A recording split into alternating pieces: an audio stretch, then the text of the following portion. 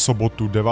března se uskutečnil výcvik jednotky sboru dobrovolných hasičů Jedovnice, tentokrát netradičním způsobem.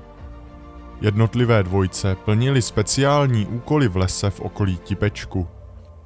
Jejich úkolem bylo splnit zadání jednotlivých stanovišť pouze s omezeným vybavením.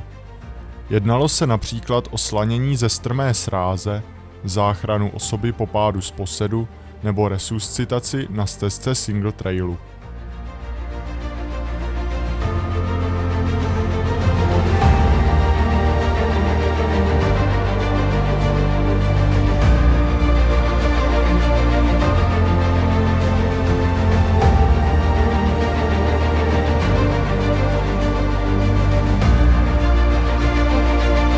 Tak.